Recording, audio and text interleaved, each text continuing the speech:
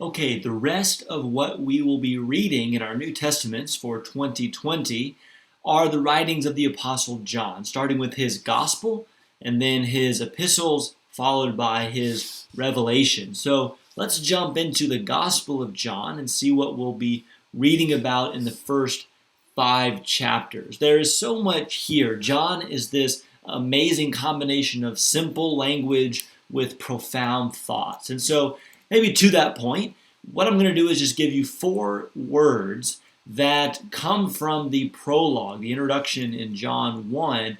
And these are themes, ideas to be looking for, not only in these first 5 chapters, but throughout the book.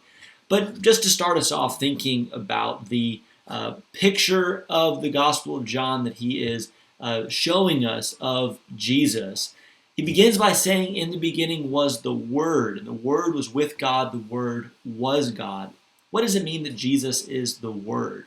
I can't honestly say I know how to explain it fully, but to that point, John says at the end of his prologue that no one has seen God at any time, but the Son, the only begotten Son who is from the Father, he has explained him, he has revealed him, he has made him known, depending on your translation. And maybe in that sense, Jesus is the Word, because he reveals the Father to us. And so notice that even in these first 5 chapters, we see this idea that Jesus is God. The Word became flesh. He is God in the flesh. And so he says, I and the Father are one. My Father's working and I am working. I do the things that my Father gives me. I say the things that my Father tells me. And so Jesus is God manifest. And so when we see him, we see the Father. When we hear him, we hear the Father. Jesus is the Word of God. In the beginning with God, he was God. The Word became flesh and dwelt among us. Okay, that's one idea. There is the image and the language of light throughout John.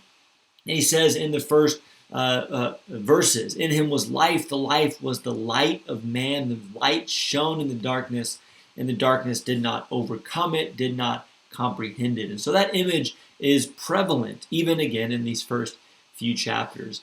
Think about this idea that, like, Nicodemus, for instance, comes to Jesus at night.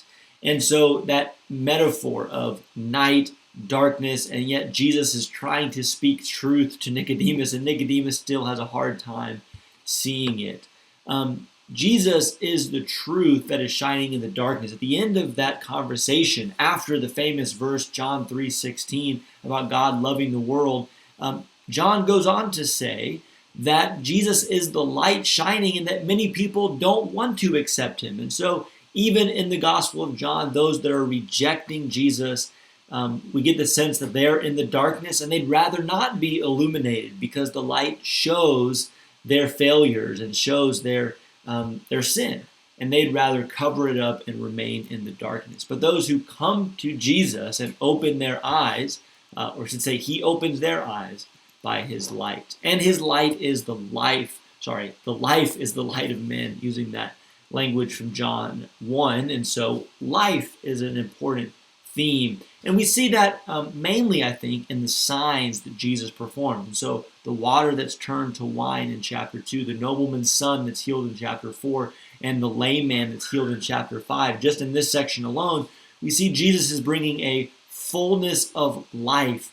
He'll say later on that it's abundant life. But even in the first chapter, in that prologue, he talks about the fullness that we have received from Jesus. Life because of the salvation that we have in him. So light reveals this truth that brings life to us. And all of that shows us the glory of God. Another difficult word maybe sometimes to wrap our minds around. But think about this.